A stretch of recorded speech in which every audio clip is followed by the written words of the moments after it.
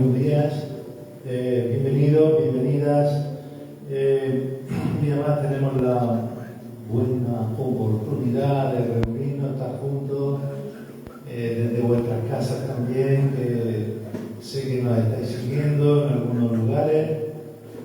Bienvenidos y queremos celebrar hoy, como siempre, queremos celebrar que nuestro Señor es digno de toda nuestra adoración, de que venimos con gratitud a su presencia, y que es un enorme gozo poder participar en esta celebración.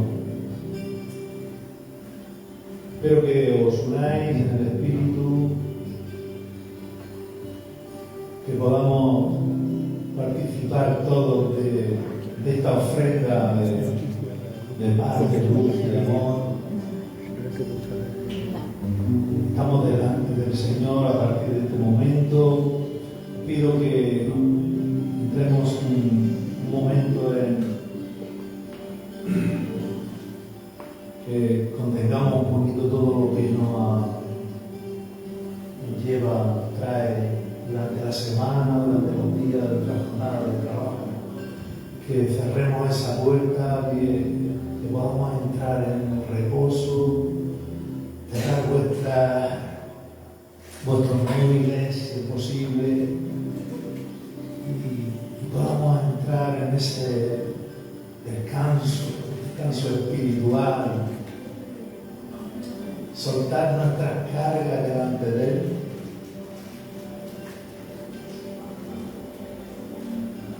Y ofrecernos sobre el altar el sacrificio vivo, regalándonos.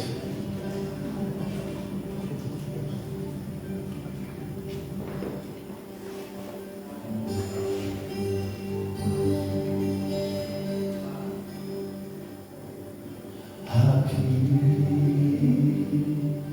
estoy.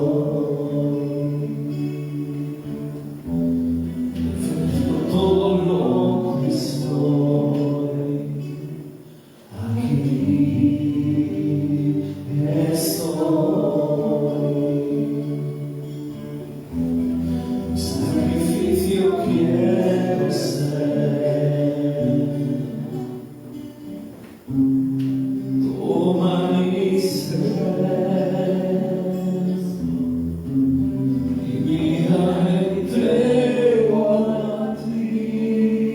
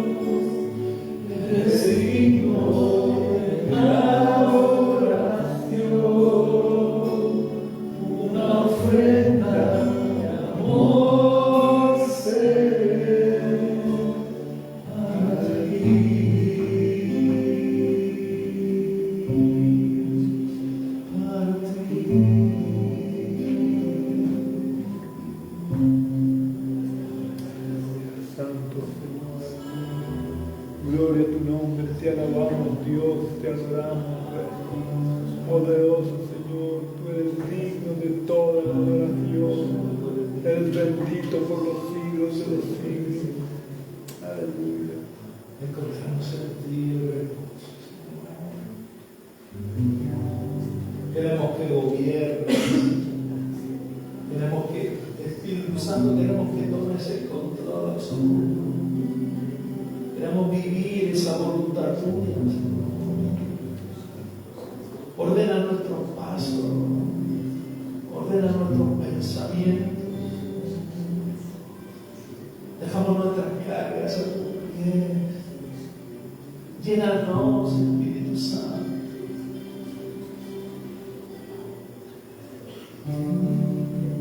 El alfa y la omega, el principio y el fin, y el gran yo soy, bendito a ti, el Todopoderoso, el que es y que será, y el gran yo soy.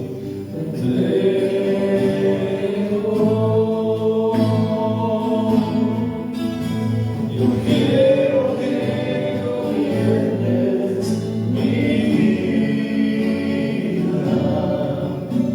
Te doy el sacrificio a ti, solo a ti. Quiero que gobiernes mi caminar, que siempre viva en tu voluntad. Yo quiero que gobiernes mi vida.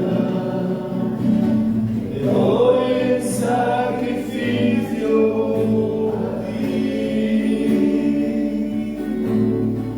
Yo quiero que gobiernes mi caminar, que siempre viva en tu voluntad, y que siempre viva en tu voluntad. Santo, queremos vivir en tu voluntad, Señor. Oh, queremos que gobiernes nuestra vida, que tú estés sentado sobre el trono, Señor. Oh, gloria, gloria a tu santo y bendito nombre. Te adoramos, bendito, aleluya. Oh, Algo está cayendo aquí.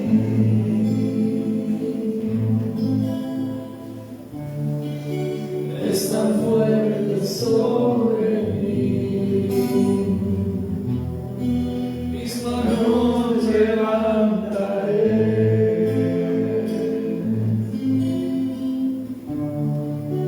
y su gloria tocaré.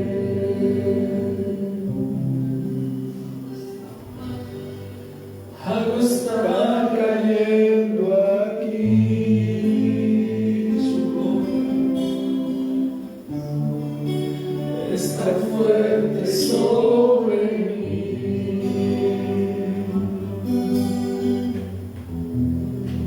Mis manos levantaré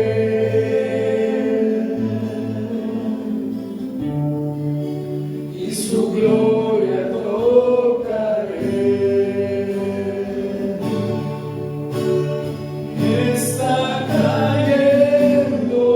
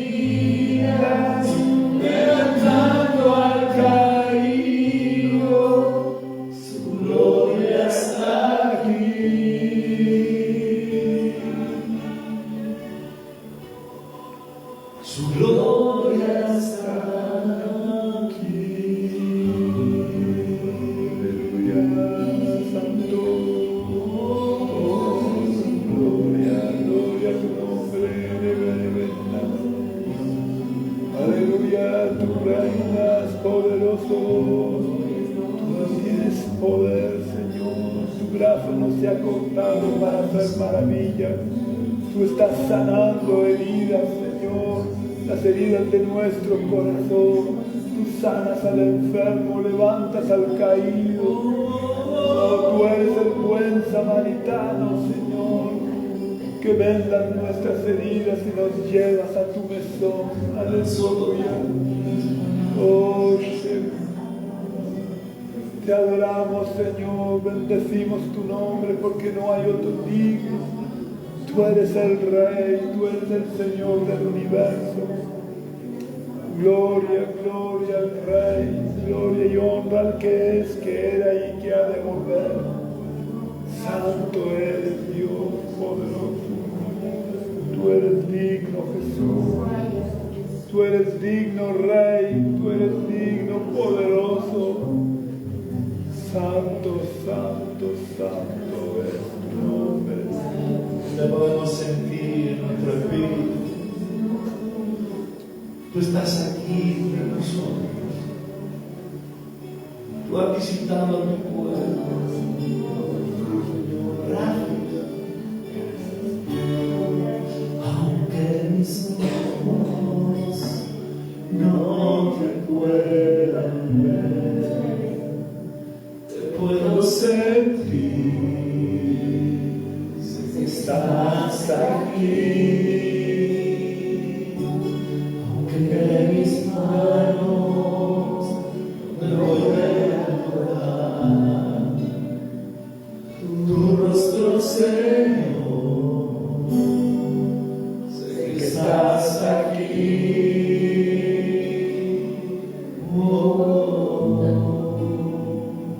Mi corazón puede sentir tu presencia, tú estás aquí, tú estás aquí, puedo sentir tu majestad, tú estás aquí. Tú estás aquí, mi corazón puede mirar tu hermosura. Tú estás aquí, tú estás aquí. Que mis ojos no te puedo sentir, sé que estás aquí, aunque mis manos no pueden tocar tu rostro, Señor, sé que estás aquí.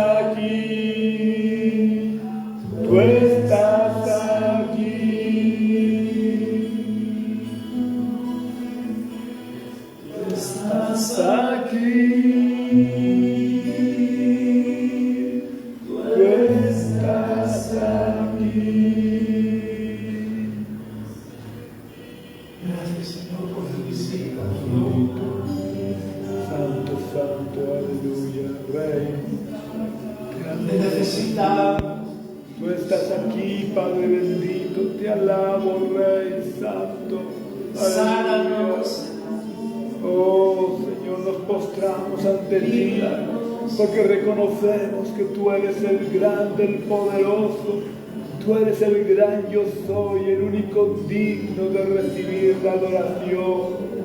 Tú eres el único digno de recibir la alabanza.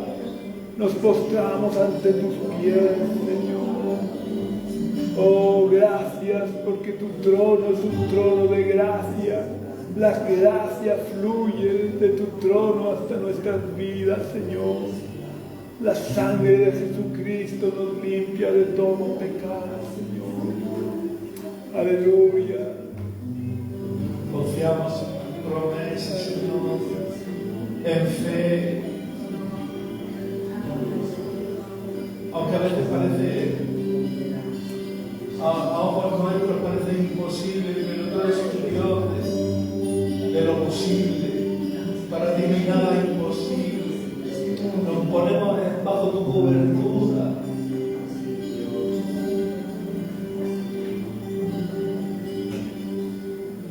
Hay momentos que no deberías terminar. Hay segundos que tendrán que ser terminados por tu Espíritu, Señor. Todo el mío y mi corazón estalla en adoración.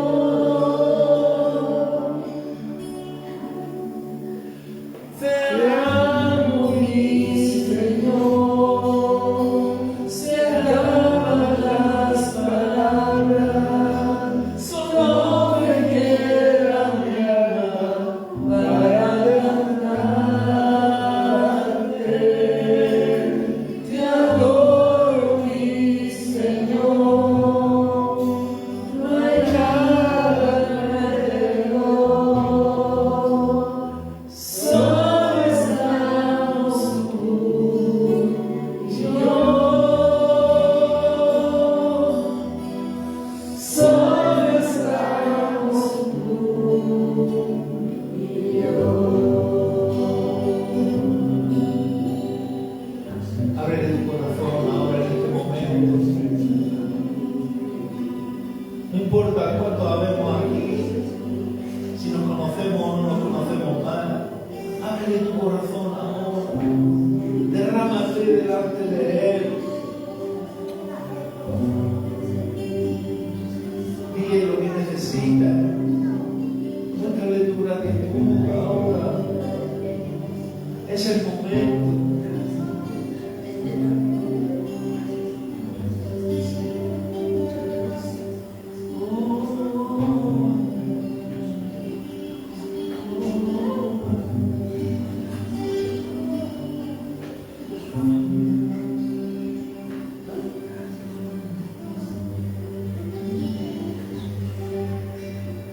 Te amo, mi Señor, se acaban las palabras, solo me queda mi alma para cantarte. Te adoro, mi Señor, y nada alrededor, solo estamos tú y yo. Solo estamos tú y yo. Solo estamos tú y yo. Solo estamos tú y yo.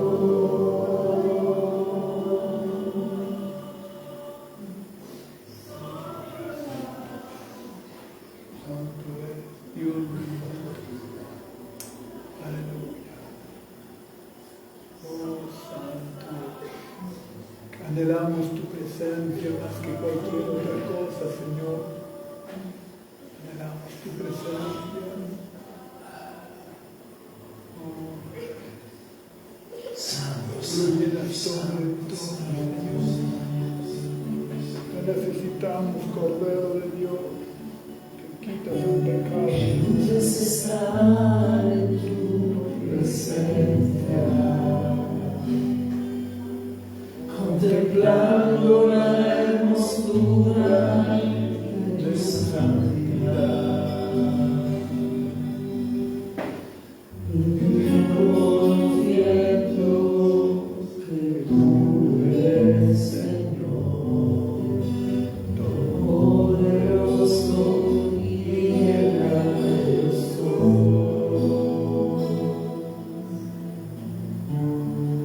Quieres estar en tu presencia, contemplando la hermosura de tu majestad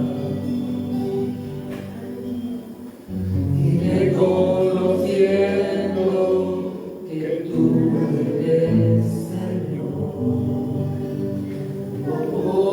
poderoso y grandioso.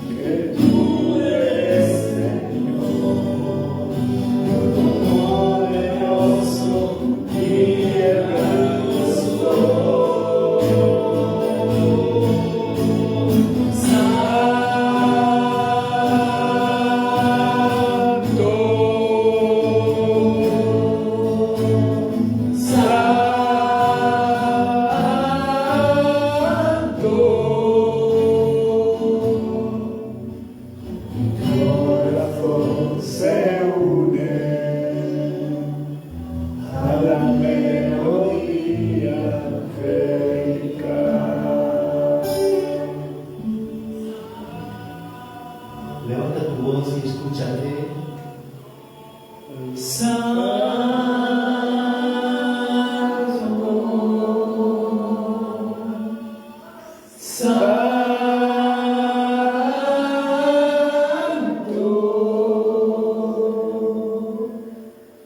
Mi corazón se une a la melodía angelical. Mi corazón se une a la melodía angelical. Gracias, Señor. Gracias. Oportunidad, Señor, de conectar nuestros corazones al tuyo, reconociendo cada momento que está al control, todopoderoso, Señor, lo declaramos. Santo es Nos unimos, Dios. coro de los ángeles, nos unimos, Señor, en esta melodía, hermosa melodía a tu santidad. Te damos las gracias por este tiempo y por haber podido participar con nuestras voces y con nuestros corazones abiertos. Estamos bien preparados en este momento ya para recibir ese mensaje de tu palabra, para recibir el maná que necesitamos todos y que hoy pues recibimos de parte de tu siervo Miguel.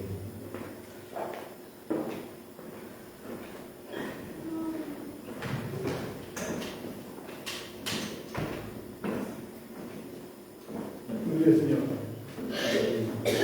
En primer lugar, los niños van pasando aquí delante para que oremos por ellos y que vayan a la escuela dominical. Queremos dar la bienvenida en el nombre del Señor a nuestra hermana Lidia.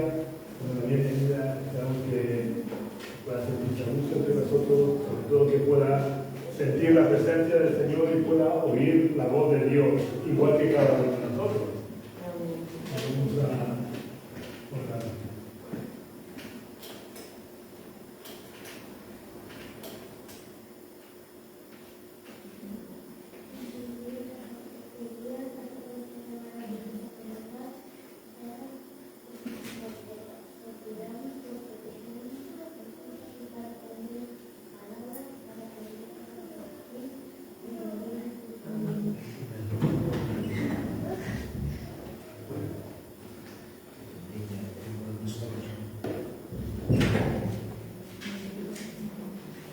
Vamos a orar presentando la palabra del Señor.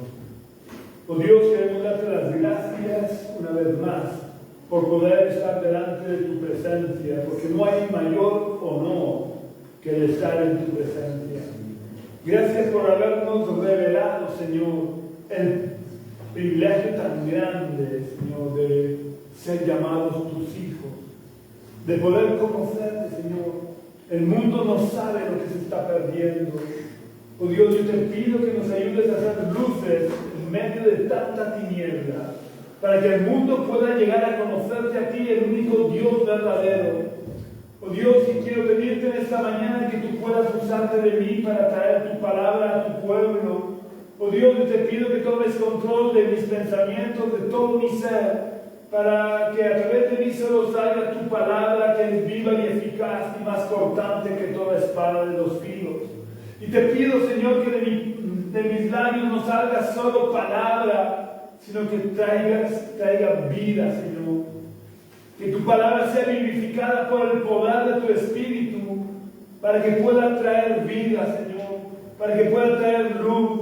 Oh Dios, yo te pido que tu palabra en este día realice la obra para la cual tú la envías. Yo te pido que prepares la tierra de nuestros corazones, Señor, para que tu semilla encuentre buena tierra y pueda echar raíces profundas. En el nombre de Jesús. Amén. Hoy vamos a hablar de una cosa que me lleva un tiempo rondándome en la cabeza, que quizás pueda sorprender que a mí me ronde este tema por la cabeza, pero a veces soy así de difícil. Estaba pensando acerca del éxito y de la fama. Porque, ¿ves? Estoy hablando en el mundo cristiano, ¿ves? Estos grandes hombres de Dios. Algunos con poco éxito, otros con mucho éxito. Estoy hablando dentro de los parámetros que humanamente entendemos el éxito. Unos que alcanzan mucha fama y otros que quizás no alcanzan tanta fama. Y es importante, Dios ha puesto en mi corazón este tema porque quizás pensemos que la fama o el éxito no va con nosotros, con los cristianos. Incluso muchos cristianos reniegan del éxito o de la fama. Pero es importante que conozcamos lo que hay de verdad y lo que hay de necesario en el éxito y en la fama. Porque algunos rechazan, por ejemplo, la fama directamente, porque creen que está rodeado de un halo de tinieblas y que es algo del demonio. Pero ya hablaremos para aclarar ese concepto.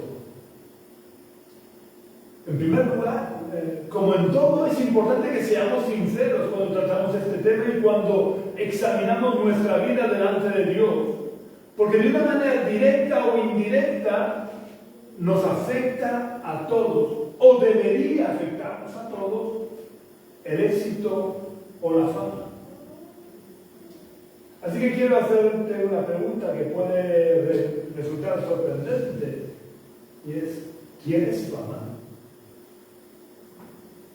Al oír esta pregunta, enseguida todo cristiano sincero o hipócrita respondería lo mismo. Aquí no hay diferencia entre la respuesta de los sinceros y los hipócritas. Tanto los sinceros como los hipócritas suelen responder que no. Y digo que los cristianos sinceros responden que no porque el cristiano sincero no busca el reconocimiento de los hombres, no busca ser aclamado por los hombres. Por lo que con toda sinceridad responde que no. Y el hipócrita también respondería que no, porque aunque él desee la fama, sabe que no queda muy bonito que un cristiano reconozca que desea la fama. Y por tanto respondería que no, por quedar bien. Así que voy a replantear la pregunta y voy a cambiarlo de fama por la palabra éxito, que es muy parecido, pero realmente no es igual. Así que quiero que nos preguntemos cada uno de nosotros, ¿deseamos tener éxito? Creo que esta pregunta plantea más dudas que lo de fama, porque el éxito es mucho más subjetivo. Depende de lo que cada persona tenga por éxito. Quizás para algunos sea difícil diferenciar éxito de fama, pero son conceptos distintos, éxito y fama. Porque el éxito no depende de los demás. El éxito depende de uno mismo. Depende de alcanzar las metas que tenga. Yo puedo tener éxito sin que nadie más se entere, por tanto voy a tener éxito, pero no fama. Sin embargo, la fama depende de que el éxito que yo tengo se difunda por la población, por la mayor cantidad de personas posibles, y si es posible que me aplaudan por los logros que he alcanzado. Así que para saber si como cristianos queremos éxito o fama, tenemos que aplicar lo que acabo de decir a nuestra vida cristiana. Porque entender la diferencia entre el éxito y la fama marcará el resto de nuestra vida. Porque si dirijo mi esfuerzo para conseguir el éxito en mi vida, acabaré mi vida en victoria. Pero si dirijo todas mis fuerzas y mi esfuerzo en conseguir la fama, podré acabar mi vida siendo derrotado. Con relativa frecuencia ambos conceptos están ligados, porque a veces al conseguir el éxito alcanzo la fama, pero realmente son conceptos diferentes que no siempre van unidos, porque a veces mi éxito no es entendido por el resto de las personas como un éxito. El ejemplo más importante de que el éxito no siempre va ligado con la fama, lo tenemos en Jesús. Porque cuando Jesús estaba colgando de la cruz, todo su entorno pensaba y consideraba que estaba siendo derrotado. Pero en realidad fue en la soledad de la cruz donde Jesús estaba obteniendo el mayor de sus éxitos. Aunque en esos momentos no le acompañaba la fama, sino la soledad. Hasta los suyos lo habían dejado solo. Él, un año atrás, era una persona popular, era seguido por multitudes, pero en la cruz estaba solo. Ni siquiera sus discípulos más allegados estaban ahí. Solo su madre y otras mujeres que le solían acompañar estaban ahí al pie de la cruz. Y si no recuerdo mal, Juan estaba ahí al pie de la cruz. Pero por lo demás estaba solo en la cruz.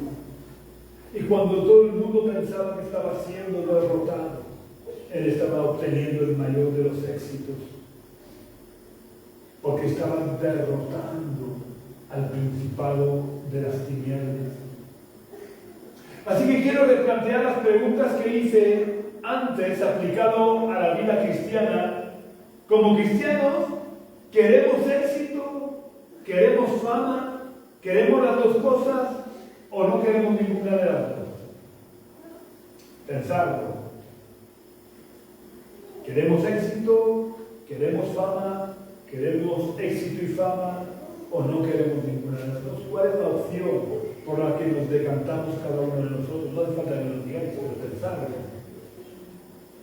Los más espirituales, o mejor dicho, los que se creen más espirituales o quieren aparentar ser los más espirituales, sin pensar mucho dirán que ninguna de las dos. Estos hermanos reniegan tanto del éxito como de la fama, como si ambas cosas fueran malas. Pero como veremos, ni el éxito es malo, ni la fama es mala de por sí. Es más, en cuanto al éxito, yo diría que debemos luchar por alcanzarlo, cuando tenemos el concepto justo y claro de lo que es el éxito para un cristiano. Así que esta es la cuestión en la que quiero empezar por pararme y profundizar un poco. En primer lugar, tenemos que tener claro, y que me gustaría que quedara claro en cada uno de nosotros, es qué es el éxito para un cristiano. El éxito para un cristiano es, o debería ser, cumplir el propósito de Dios para nuestra vida. Lo repito, el éxito del cristiano no es llegar a ser un apóstol, no es levantar 50.000 iglesias, ni una. El éxito del cristiano es cumplir el propósito de Dios para nuestra vida. Porque cada uno de nosotros tenemos un llamado y cada uno de nosotros tenemos un propósito que Dios nos ha dado para estar aquí en la vida. Como os digo muchas veces, ninguno estamos aquí por casualidad, ni por un error de nuestros padres, ni por algún motivo que se nos pueda imaginar. Todos estamos aquí porque Dios tiene un propósito para cada uno de nosotros. Luego, el éxito para un cristiano es llegar a cumplir el propósito de Dios para nuestra vida. Esto no quiere decir que vayamos a ser perfectos o que el éxito sea alcanzar la perfección o que nunca nos vayamos a equivocar. Porque aunque seamos buenos cristianos, aunque seamos cristianos sinceros, aunque busquemos a Dios, aunque estemos llenos del Espíritu Santo y seamos guiados por el Espíritu Santo, a veces nos equivocaremos y a veces pecaremos y tendremos que arrepentirnos y rectificar. Pero tenemos que tener en cuenta que esto le ocurrió hasta los mejores hombres de Dios de la Biblia y hasta los grandes hombres de Dios de la historia que no están en la Biblia. Y eso no impidió que ellos cumplieran el propósito de Dios para su vida. Por tanto, eso no impidió sus errores, sus equivocaciones, sus pecados, no impidieran que ellos alcanzaran el éxito, porque cumplieron el propósito de Dios para su vida. Por ejemplo, Abraham, el conocido como el amigo de Dios, en algunos momentos de su vida y concretamente en 2 momentos de su vida, se comportó como un auténtico canalla, ya que en estas 2 ocasiones fue capaz de estar dispuesto a que se acostaran con su mujer por pura cobardía. Pero esos 2 fallos no empañaron el hecho de que Abraham fuera conocido como amigo de Dios y de que estuviera dispuesto a cumplir el propósito de Dios para su vida. Moisés, el hombre reconocido por Dios como el más manso de toda la tierra, se dejó llevar por la ira y golpeó la piedra cuando Dios le había dicho que le hablara a la piedra para que Dios recibiera la gloria. ¿Y qué decir de David, el hombre reconocido por Dios como un hombre conforme al corazón de Dios? David, uno de los mayores siervos de Dios de la antigüedad, el mejor de los reyes de Israel, que aún hoy en día es reconocido reconocido por los judíos y por los cristianos como uno de los grandes hombres de Dios, fue capaz de cometer adulterio y tratar de ocultar su pecado, cometiendo asesinato con premeditación y alevosía. Pero no por eso Dios renegó de él. Dios siguió diciendo que él era un hombre conforme al corazón de Dios, porque no se apartó del propósito de Dios. Cuando él se dio cuenta de su pecado, cuando fue confrontado con su pecado, se humilló, se arrepintió, pidió perdón a Dios, y Dios perdona nuestros pecados y nos restaura, y él cumplió el propósito de Dios.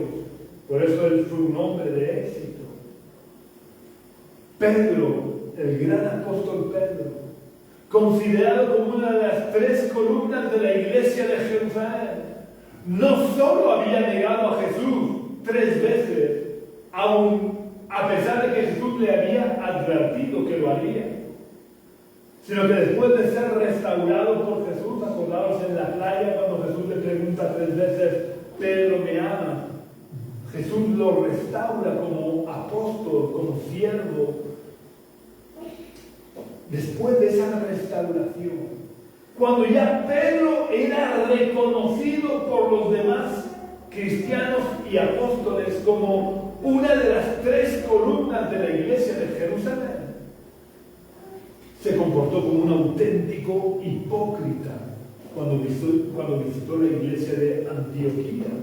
Porque cuando había judíos con él, cuando había cristianos judíos que provenían de la iglesia de Jerusalén y estaban con él, no se juntaba con los cristianos gentiles, no comía con los gentiles. Sin embargo, cuando él estaba solo, que se sentía libre porque no había ningún cristiano judío de la iglesia de Jerusalén con él, entonces ya sí comía con los gentiles, se juntaba con los gentiles y no tenía problemas por estar con los gentiles. Eso es un comportamiento típicamente hipócrita. Y él era una de las 3 columnas de la iglesia de Jerusalén. ¿O qué decir de Pablo? Pablo empezó su vida como perseguidor de la iglesia, pero llegó a ser uno de los apóstoles más importantes de la iglesia primitiva, porque fue el autor de la mayoría de los libros del Nuevo Testamento. Y fue Pablo, y esto tenemos que tenerlo claro, fue Pablo y no Jesús el que puso las bases doctrinales de la iglesia. Bueno, realmente fue Jesús, pero ya habiendo ascendido a los cielos. Porque Pablo era un servidor de Jesús. ¿Vale? Y Pablo no hacía nada por iniciativa propia. Él era un hombre espiritual que se dejaba guiar por el Espíritu. Pero sin embargo, cometió grandes errores en su vida. Como, por ejemplo, reprender públicamente a Pedro cuando Pedro se comportó, como os decía antes, como un hipócrita. Pablo lo confronta públicamente delante de toda la iglesia y le dice: Pedro, eres un hipócrita porque estás haciendo esto. Y no solo no contento con haberlo reprendido públicamente, lo escribe en una carta dirigida a un grupo de iglesia. Cuando Jesús había dicho claramente que cuando tuviéramos algo contra un hermano, lo llamáramos aparte, lo reprendiéramos en privado, y si no nos hacía caso, tomáramos a 2 testigos y lo reprendiéramos con 2 testigos. Y ya si no hacía caso, entonces teníamos que reprenderlo públicamente. Sin embargo, Pablo se salta la torera todas las normas y todo lo establecido por Jesús en cuanto a la forma de reprender, y reprende públicamente a Pedro. Pero este no fue el único fallo de Pablo. Pablo, si no os acordáis, fue llamado o escogido por el Espíritu Santo junto a Bernabé para que fueran juntos a hacer la obra misionera. Sin embargo, cuando van a emprender el segundo viaje misionero, Bernabé quiere que vaya su sobrino Juan Marcos con ellos. Juan Marcos, que era un jovencito en el primer viaje, viendo el enfrentamiento de Pablo con un mago en la corte del procónsul Sergio, tuvo miedo y los dejó y se volvió a Antioquía. Así que Pablo dijo, ni hablar, este joven que nos abandonó en Chipre, no quiero que venga con nosotros. Y Bernabé, que aparte de hermano en la fe, era familiar de Juan Marcos, no estoy muy seguro si era primo o sobrino, pero era un familiar directo, quiso que fuera con él. Y la discordia o la disputa entre ellos llegó a tal punto que se separaron. El Espíritu Santo los había unido para que fueran juntos a realizar la obra apostólica, a realizar la obra misionera de extender el Evangelio del Reino por el Imperio Romano.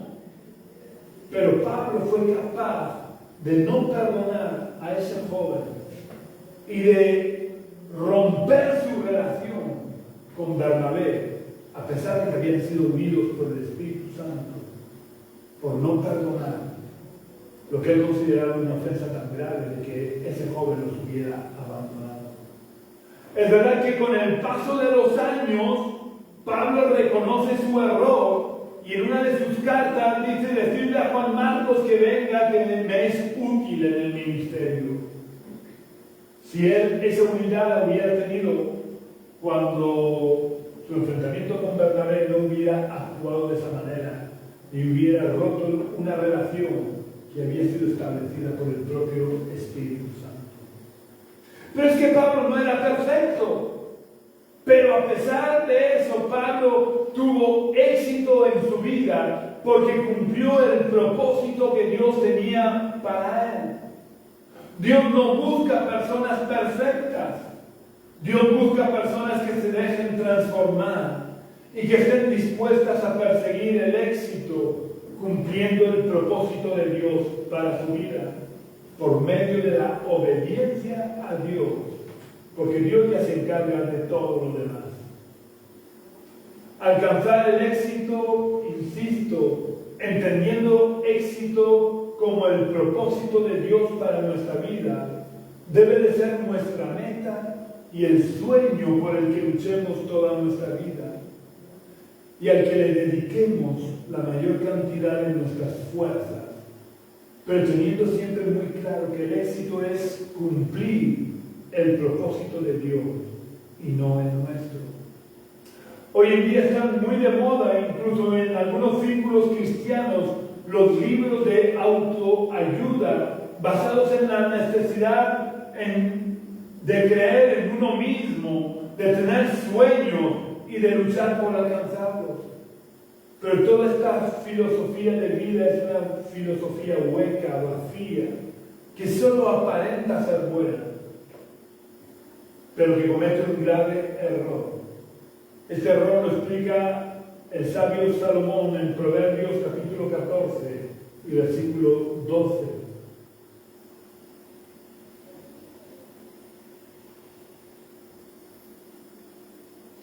Proverbios 14:12 dice: hay camino que al hombre le parece derecho, pero es camino que lleva a la muerte. Hay caminos que nos pueden parecer un camino derecho, es decir, hay caminos que al hombre nos pueden parecer buenos, pero su final es camino de muerte. ¿Y cómo es posible que siendo buenas personas pueden parecernos buenos algunos caminos cuyo final es la muerte?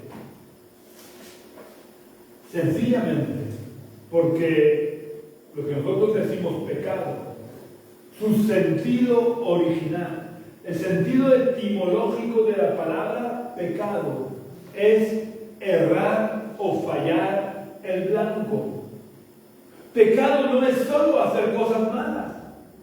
Pecado es errar o fallar el blanco. Pensemos en unos momentos en el tiro al blanco, ya sea con arco o con arma de fuego. El tirador apunta al centro de la diana y dispara. Si el tiro no da en el centro de la diana, el tirador ha fallado. Pues esto, aplicado a nuestra vida y al concepto de lo que es pecado, nosotros somos los tiradores, la flecha o la bala es nuestra vida y el recorrido de la flecha o de la bala es el transcurso de nuestra vida. ¿Y qué es el blanco o la diana? El blanco o la diana es el propósito de Dios para nuestra vida. Por eso, todo lo que nos aleja del centro de la diana es pecado, aunque no sea malo en sí mismo, aunque no sea malo a ojos humanos. Pero dice Santiago, en Santiago 4:17, dice el apóstol Santiago, el que sabe hacer lo bueno y no lo hace, comete pecado. ¿Y qué es lo bueno?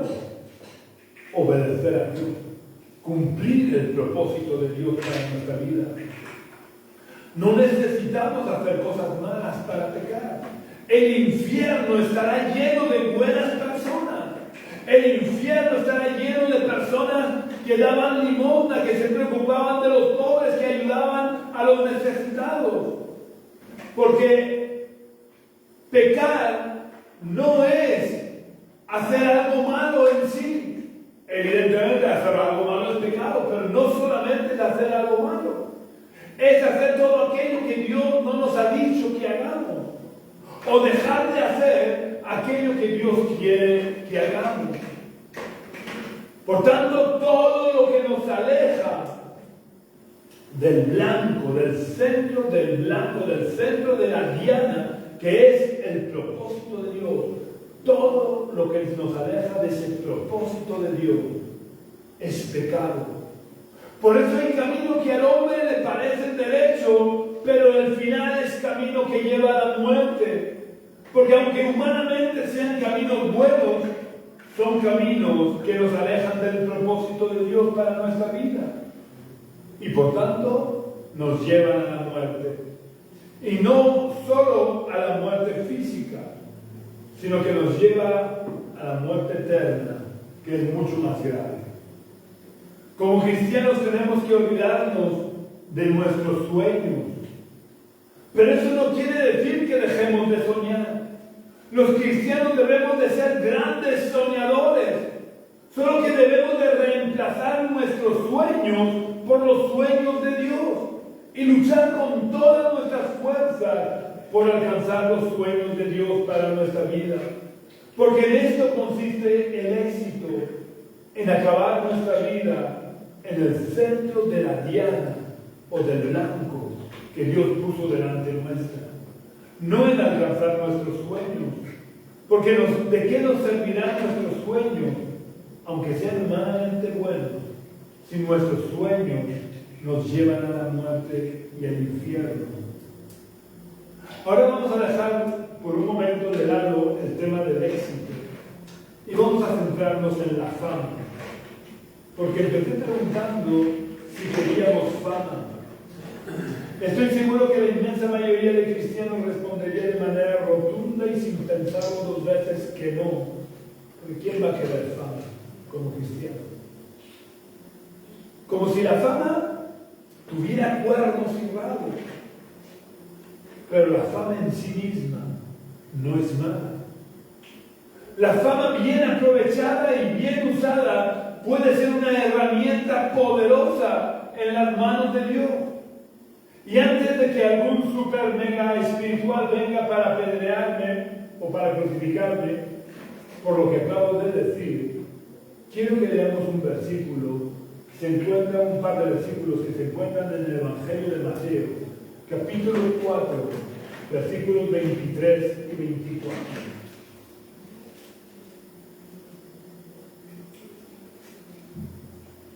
Mateo 4, versículos 23 y 24 dice: recorría Jesús toda Galilea, enseñando en las sinagogas de ellos, predicando el evangelio del reino y sanando toda enfermedad y toda dolencia en el pueblo. Se difundió su fama por toda Siria y le trajeron todos los que tenían dolencias, los afligidos por diversas enfermedades y tormentos, los endemoniados, lunáticos y paralíticos, y los sanó. ¿Tenía fama Jesús? Según este versículo, sí, Jesús tuvo fama. Y estos versículos no son versículos sacados de su contexto. Es más, hay bastantes otros versículos que hablan de la fama que llegó a alcanzar Jesús. La fama llegó tan lejos que llegó a oídos del mismísimo Herodes. ¿Y Jesús tuvo algo malo? ¿Tuvo algo que se le pudiera echar en cara o condenar? Evidentemente no. Y yo pregunto, ¿y no tenemos nosotros que ser imitadores de Jesús? Así que creo que debemos concluir que la fama en sí misma no es mala. Y tener fama no es malo. Lo malo es cuando nosotros perseguimos la fama. Porque Jesús nunca persiguió la fama. Pero peor aún es cuando la perseguimos a cualquier precio. Eso sí que es verdaderamente malo. Pero Dios en determinadas circunstancias puede permitir, o incluso Él puede provocar que tengamos fama para facilitar la extensión del reino de Dios, que al fin y al cabo esto es lo que más le importa a Dios. Antes he dicho que Jesús tuvo fama, es verdad, pero también, como os he dicho, Jesús nunca persiguió la fama. Incluso Jesús, en cierta manera, huía de la fama, ya que con frecuencia Él pedía a las personas que habían recibido sanidad que no se lo dijeran a nadie, aunque luego la gente lo iba difundiendo, pero Él recomendaba a la persona sanada que no se lo dijera a nadie. Sin embargo, al menos durante un año de su ministerio, Jesús fue famoso. Jesús fue muy popular. Allí donde estaba Jesús, se juntaban las multitudes. Y Jesús tuvo fama no porque Él buscara la fama, sino porque la fama le fue dada por Dios, para que el reino de Dios se extendiera y alcanzara a más gente. Tenemos otros ejemplos aparte del de Jesús de cómo Dios usó la fama de sus siervos para extender el mensaje del Evangelio. Por ejemplo, Pedro tuvo fama. Quiero que leamos lo que escribe Lucas en el libro de los Hechos, capítulo 5, versículos 14 y 16. Y porque os he generado alguna duda, es que Lucas es el autor de su Evangelio y del libro de los Hechos. Hechos capítulo 5, versículos 14 al 16.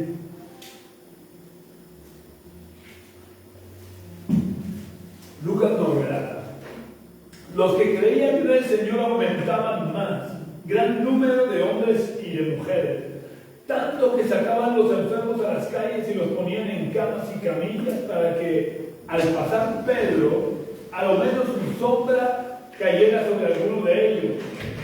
Aun de las ciudades vecinas venían muchos venían a Jerusalén, trayendo enfermos y atormentados de espíritus impuros, y todos eran sanados. La fama de Pedro llegó a las ciudades vecinas. Y os recuerdo que en tiempo de Pedro no existían las redes sociales, ni la televisión, ni la radio, ni la prensa, por lo que era mucho más difícil que alguien se hiciera famoso. Pero la fama de Pedro llegó a tal punto que hasta de las ciudades vecinas venía la gente para poner enfermos, para que al menos la sombra de Pedro los tocara, porque aún la sombra de Pedro sanaba a los enfermos y liberaba a los endemoniados. De esta forma la iglesia crecía, se multiplicaba, aumentaban los cristianos en gran número, porque Dios usaba la fama de sus siervos para extender el reino de Dios. Porque como os digo, esto es lo verdaderamente importante importante. Mirad si es importante que Jesús lo puso como condición para que volviera a la tierra. Él avisó que él no volvería a la tierra hasta que el Evangelio del Reino fuera predicado en todo el mundo. ¿Os dais cuenta de cómo la fama no es mala? La fama puede ser un instrumento en las manos de Dios para hacer crecer la iglesia y extender el mensaje del Evangelio. Lo malo es cuando nosotros perseguimos la fama.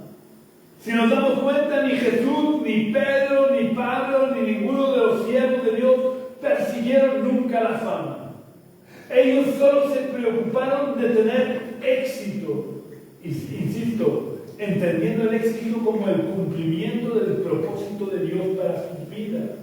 Y si en ese éxito Dios permite que tengamos fama, aprovechemos la fama para dar a conocer el Evangelio. Vamos a ver otro ejemplo de cómo la iglesia primitiva fue una iglesia famosa. Vamos a leer en Hechos 17, versículo 6.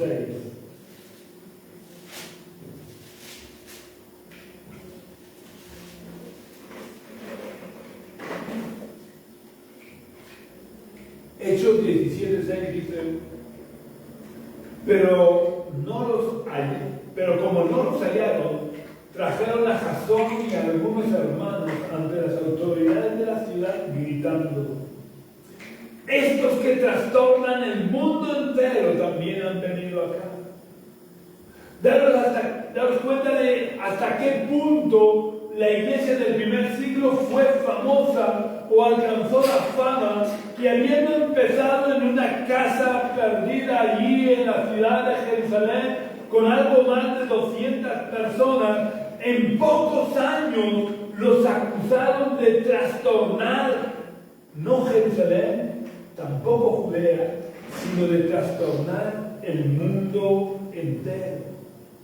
Pero es que de eso se trataba, de dar un vuelco a la sociedad.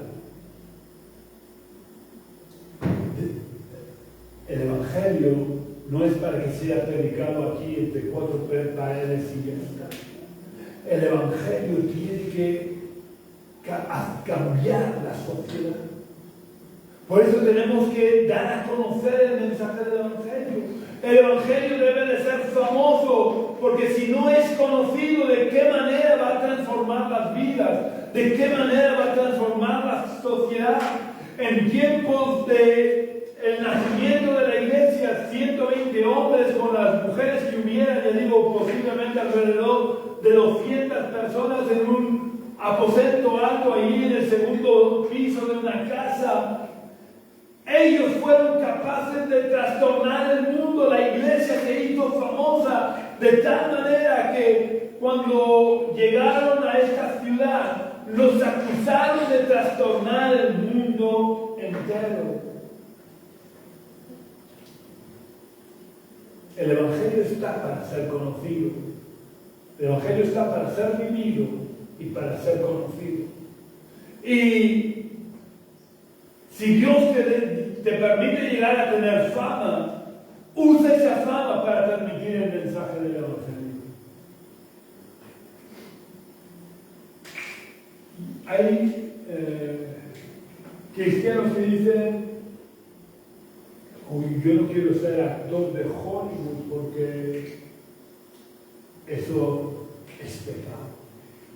Sin embargo, hay actores de Hollywood que son cristianos y que usan su fama para dar a conocer el Evangelio.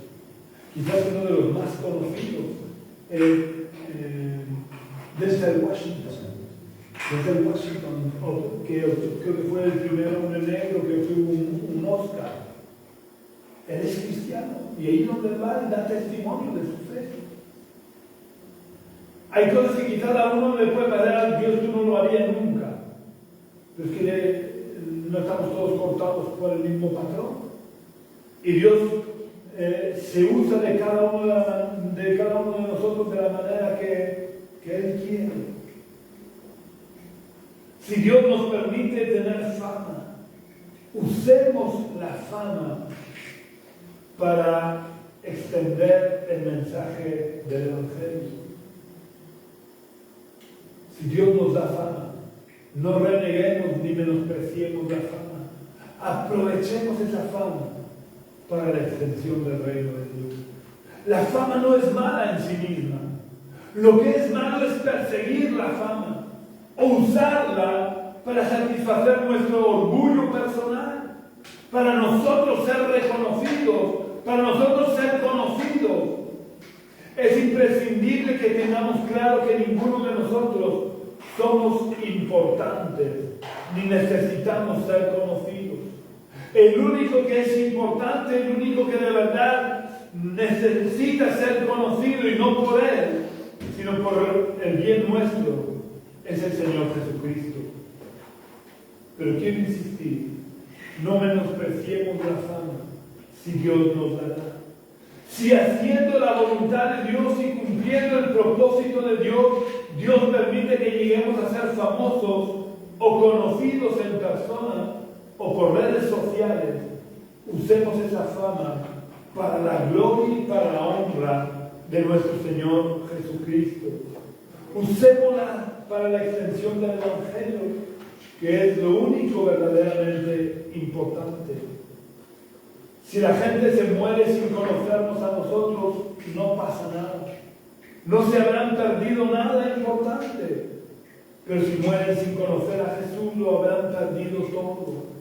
Y habrán acabado en el infierno por toda la eternidad. Por eso, si Dios te ha permitido tener fama, no la desprecies ni la menosprecies. Úsala no para tu beneficio personal, sino para rescatar almas del infierno.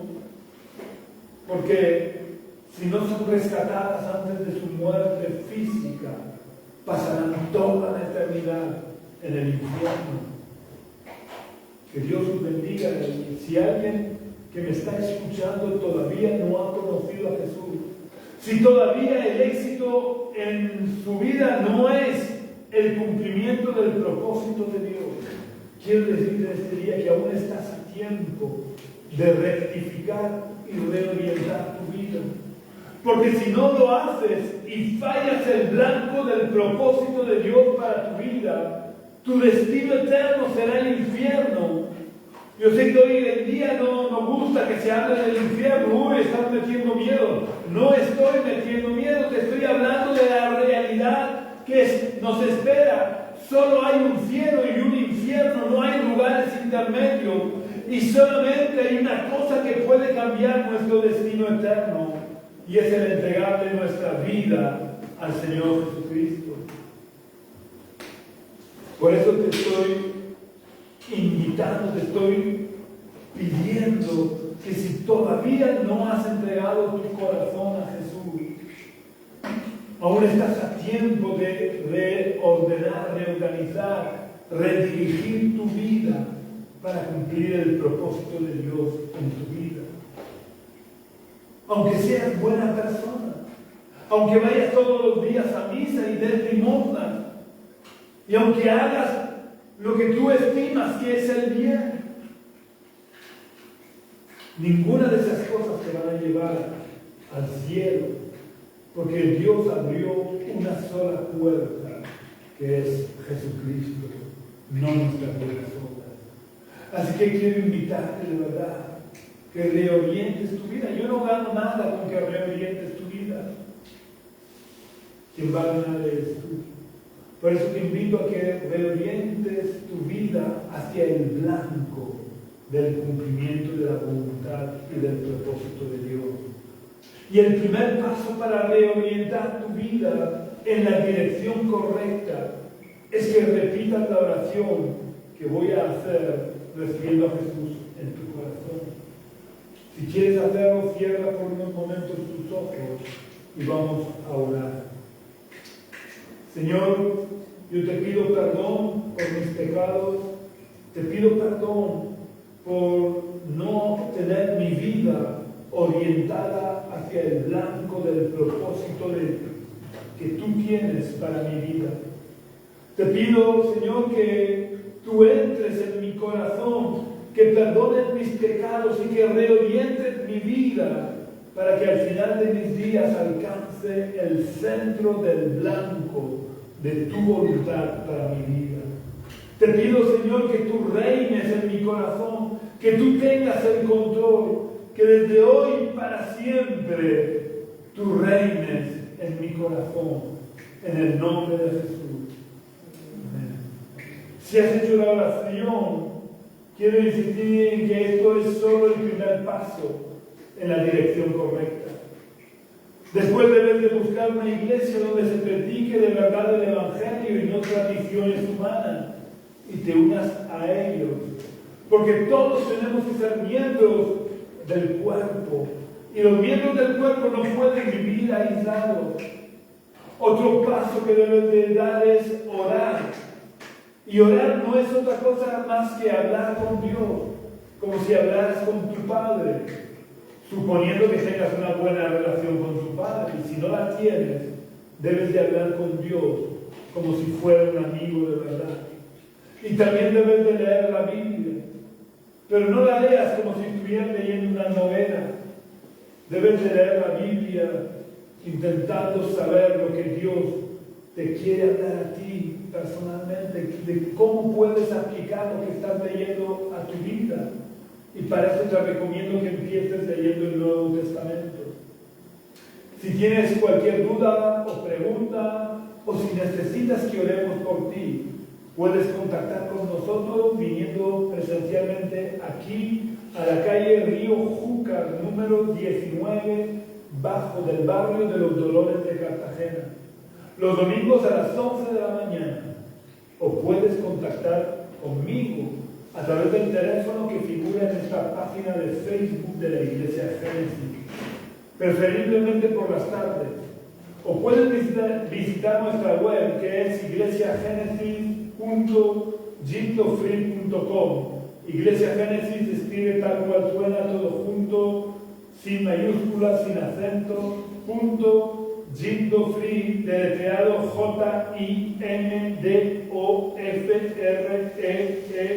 JINDOFREE.com. Un abrazo muy fuerte y que tengas una semana muy bendecida en el nombre del Señor.